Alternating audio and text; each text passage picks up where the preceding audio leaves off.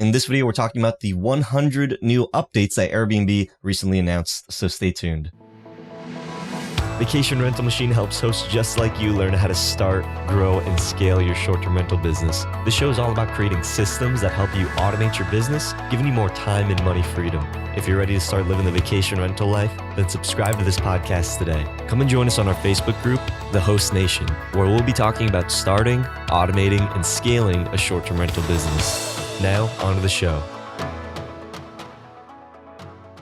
Hey, welcome back, Host Nation, to another episode of Vacation Rental Machine. I'm Julian Sage with my partner in crime, John Bell. And in this video, we are talking about Airbnb and their 100 new updates, what they're calling the Airbnb 2021, introducing 100 new upgrades across the entire service. So this was a big deal. Brian Chesky graced us with his presence and shared with us some of the exciting news from the guest service side as well as the hosting side, but a lot of really cool updates from the guest traveler side that us as professional hosts should be mindful of, because this is really where Airbnb is trying to lead their platform and what they are trying to present to people. And you as a professional host, you can look at some of these updates and kind of what they're gearing towards and start to frame your business the way that Airbnb is really trying to present to their targeted demographic. So, John, Airbnb 2021, these 100 new updates.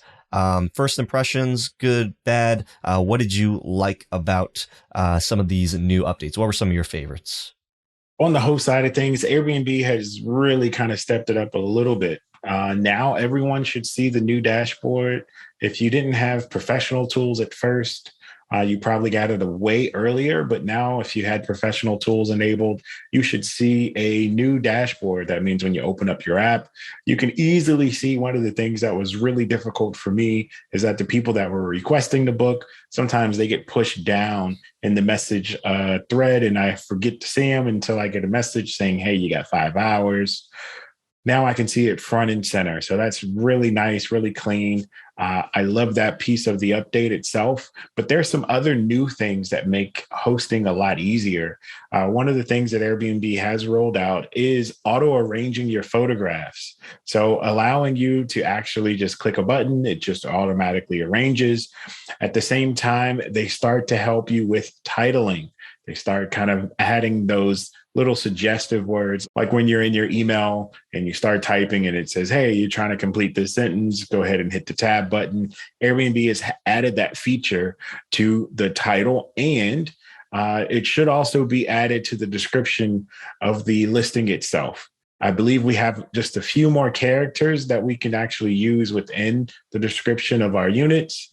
So that is another feature that is great. They also offer just a starter sentence or two to kind of get you started with describing your unit itself. So it really is geared towards new hosts coming in. They also have a new sign up feature that just looks a lot better than the old sign up way. It's a little bit smoother. It kind of pushes you towards getting published now with this suggestive title and this starter for making your descriptions. It makes it really easy to onboard your first property, and it's a great add-in. All right, so those are some of your favorite features from the hosting side. What about the traveler side? Did you take a look at that and kind of get a feel for, the changes that they are making on the traveler side? So Airbnb must have heard one of my wishes, and they actually answered it here, and that is they increased the window of time in which I can just be flexible. I like to be flexible on my destination and flexible on my dates, because I just don't know where I want to go until I look at the listing and find the one that just speaks to me at that moment. So Airbnb has done that. They've added up to a year for you to be able to just be super flexible. So if you're planning a special event, now you can really kind of look for it a year out. This also should change some of the booking activity within the platform itself, allowing people to start seeing some bookings if you have popular places that far out, where before VRBO would almost be your booker of choice just because people could search that far out without any issues. Outside of that, Airbnb has changed some of its arrival guides, making it a little cleaner for people to actually find information on your unit once they checked in, and they made the check-in and check-out process just a little more streamlined. Yeah, it looks like Airbnb is really focused on this new flexibility.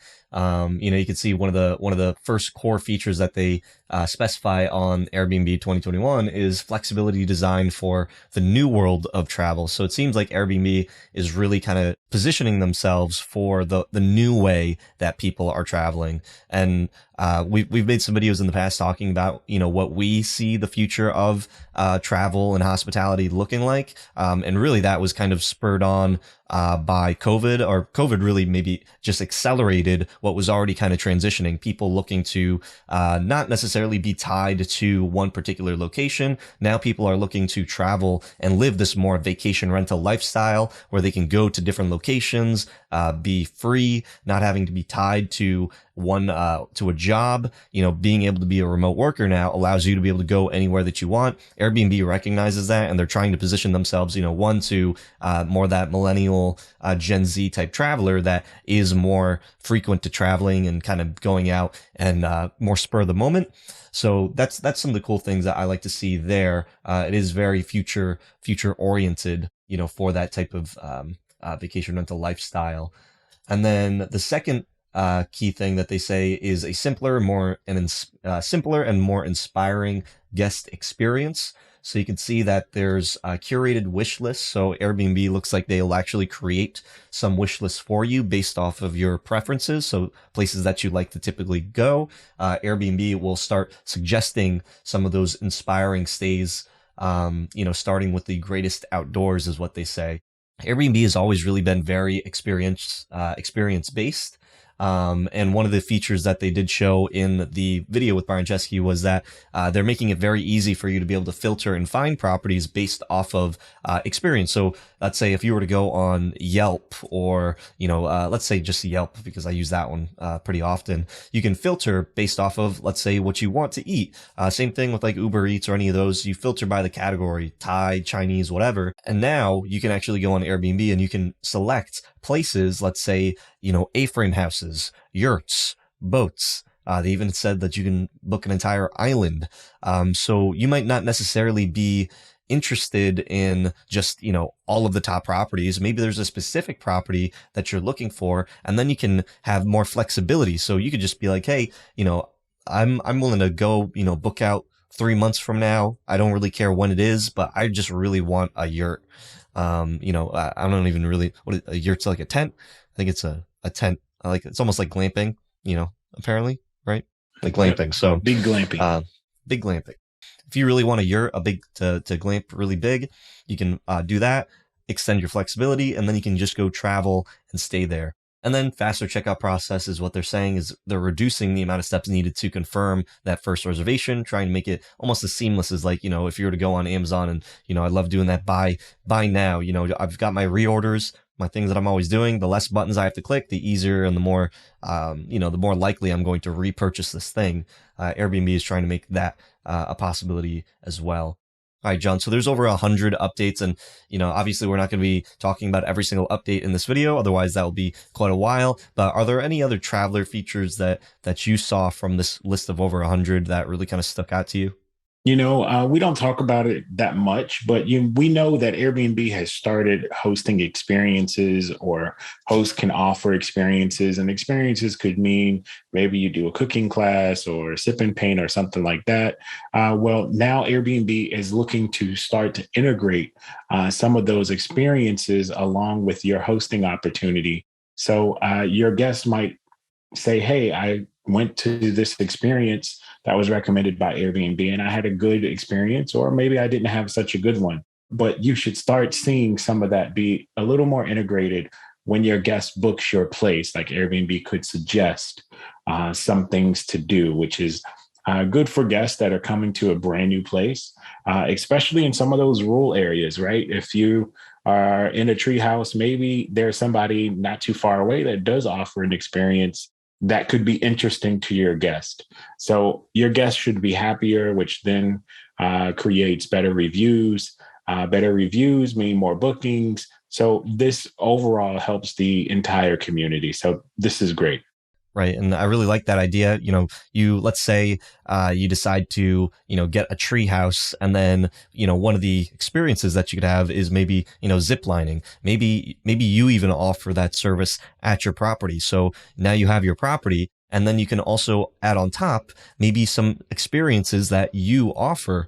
So now you can start to monetize on top of just the stay. Now you're building a whole business around there. So this is really kind of the future of the hospitality and short-term rentals, where you can start adding on these extra layers of experience to your property. Maybe you can actually incorporate this with Turo. And I actually heard some things that maybe even Turo and Airbnb are trying a partnership to be able to offer their cars that are ride shares. You can basically rent a car, if you don't know, on Turo, and other people are listing it the same that you would list a property on Airbnb. So you can rent a car on Turo and then have that at the property. And then you might also be able to offer some different experiences for people to be able to stay. It would be cool maybe if you could also recommend specific restaurants or, discounts or something like that to places nearby, be able to generate some more business for other people. Because I know that if I'm going to an area, I might actually be depending on my host to be able to provide some things. Maybe if they just even suggest like, hey, you can go to this place, maybe I would never have thought of going or doing this experience unless Airbnb suggested it to me. So making more of like a shopping experience through the Airbnb app. So these are just some of the ideas, really kind of with that sharing economy to get your gears turning. And then on the bottom section of some of the additions that Airbnb has included, they also have world-class support for our global community. So this is really more focused on, additional information. So they have like community leader support. So a new way to give priority to the host community leaders. This probably also includes things like the ambassador program, which Airbnb rolled out, I believe last year. They have a new city portal tool where you can find the official rules and regulations for your city, making it easier to be able to know what you can and can't do in a particular city, and a lot of other really nice additions to the hosting platform. So I'm really glad to be able to see all of these new updates. And this is probably also due to Airbnb recently with their IPO and now being valued more than the Marriott, Hilton, and Hyatt combined, which is amazing.